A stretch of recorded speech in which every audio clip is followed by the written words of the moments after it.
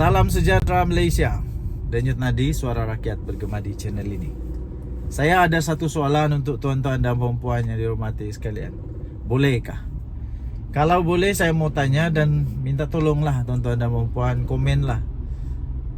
Komen pendek pun boleh, panjang pun boleh, macam mana komen pun boleh lah. Soalan saya mudah saja. Soalannya, patutkah Nurul Izzah menjadi timbalan presiden? Sesuaikah Nurul Izzah, putri kesayangan Perdana Menteri Datuk Seri Anwar Ibrahim, untuk menjadi timbalan presiden PKR? Adakah chemistry mereka akan menjadikan PKR jauh lebih kuat atau macam mana?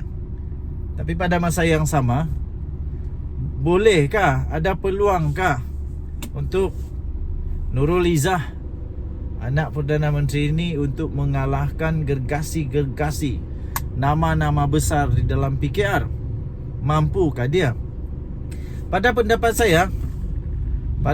saya, tanpa melihat gender, tanpa melihat, supaya kita jangan diskriminasi lah.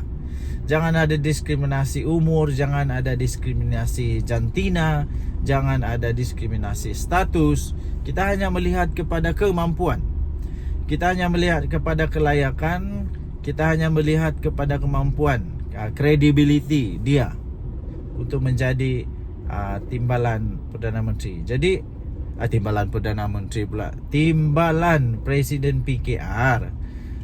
Jadi tuan-tuan dan puan-puan yang dihormati sekalian, pada pendapat saya,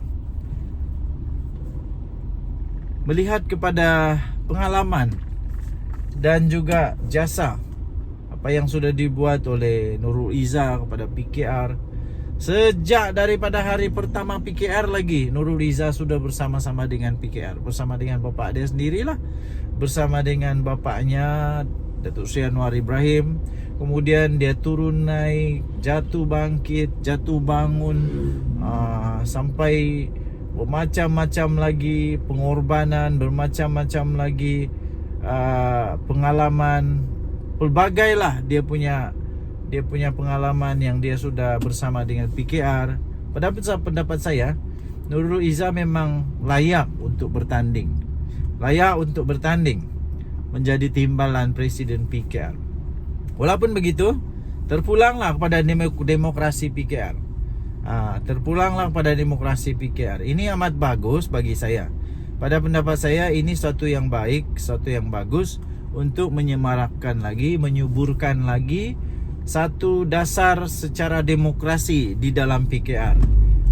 Jadi ini akan menyebabkan ramai gergasi-gergasi nama-nama besar di dalam PKR akan sedar bahawa mereka tidak lagi boleh untuk senang-senang goyang-goyang kaki saja dengan PKR. Tapi mereka perlu buat kerja, mereka perlu lakukan kerja yang tepat supaya pada pemilihan yang akan datang mereka ada peluang lagi untuk menang kan. Jadi ini baguslah. Dan gandingan di antara Datuk Seri Anwar Ibrahim dan Nurul Izzah, bagi saya, kalaupun mereka akan berganding, mereka akan bersikap secara profesional. Di rumah mereka adalah anak dan bapa, tapi di pejabat, di pekerjaan profesional mereka sebagai ahli politik, mereka akan bertugas atau mereka akan menjalankan tanggungjawab mereka, amanah mereka dengan profesional. Salah tetap salah, betul tetap betul. Anak boleh menerima teguran dari bapa, dan bapa pun boleh menerima teguran daripada anak. Kritikan dua-dua kena terima. Bapa pun perlu kena terima, anak pun kena terima. Saya percaya Datuk Seri Anwar Ibrahim dan Nurul Izzah sudah matang dalam berpolitik dan dapat ditegur, dapat dikritik dengan baik. Jangan kau fitnah lah. Kalau kau fitnah, itu lain lah kan. Banyak juga sebenarnya orang-orang di Malaysia ini yang bila kritik, kononnya kritik, tapi bukan kritik, sebenarnya mereka memfitnah. Itulah masalah. Okey, tinggalkan komen anda. Kita jumpa lagi. Bye-bye. Salam sejahtera, selamat petang tuan-tuan dan puan-puan yang dihormati sekalian. Entah macam mana saya pun tidak pasti, tapi tiba-tiba muncul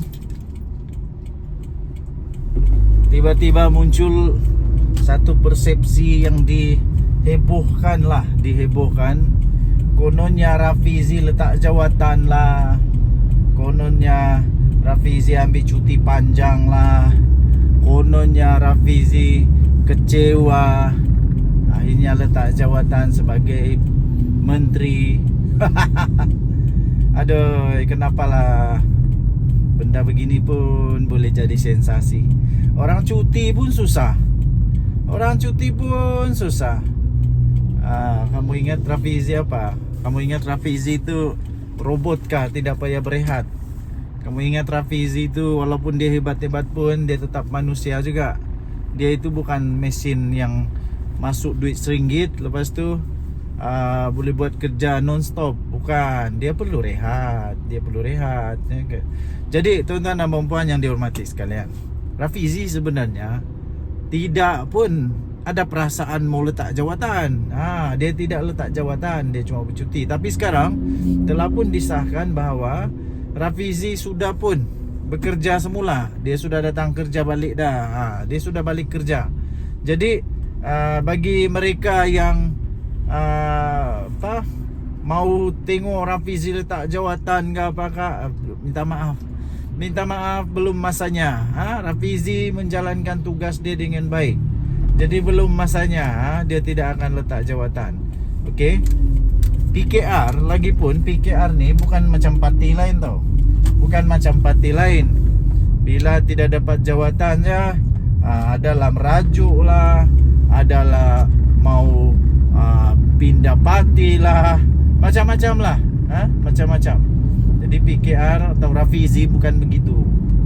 Saya bukan nak backing dia, apakah saya bukan peminat Rafizi pun. Bukan, tapi saya hanya mau bagi tahu kebenaran, bahawa Rafizi tidaklah mana ada dia letak jawatan kah, merajuk kah, tidak. Malah ada satu gambar baru-baru ini yang telah menjadi berita di Arus Perdana, di mana Rafizi ada gambar bersama dengan Perdana Menteri lagi pun, sama-sama duduk dengan seorang orang penting dunia, kalau tidak silap daripada Jepun tu. Jadi itu buktinya bahawa Rafizi tidak pun macam yang digembar-gemburkan mau letak jawatan kah, tidak. Okey, jadi tuan-tuan dan puan-puan yang dihormati sekalian, kalaupun Rafizi mau letak jawatan, tiada apa-apa berlaku pun dengan kerajaan. Kerajaan perpaduan, kerajaan madani tetap yang berkuasa. Walaupun letak jawatan Rafizi, Perikatan Nasional tetap tidak akan menjadi kerajaan juga. Itu dia punya apalah, dia punya kepastian. Okey, dia punya kepastian. Okey. Jadi kenapa rasanya ada orang yang mau dia letak jawatan? Bagi anda yang tahu, bagi anda yang ada idea, bagi anda yang ada pendapat, bolehlah sisipkan di ruang komen. Agak-agaknya kenapalah disebut Rafizi letak jawatan konon? Siapa yang mau Rafizi letak jawatan? Siapa yang mau tengok Rafizi letak jawatan? Mungkin kamu ada pengetahuan kah, kamu ada maklumat, ada info kah, ada komen kah, silalah di ruang komen. Okey? Denyut Nadi Suara Rakyat bergema di channel ini. Jangan lupa tekan butang subscribe, like dan share. Kita jumpa lagi. Bye bye.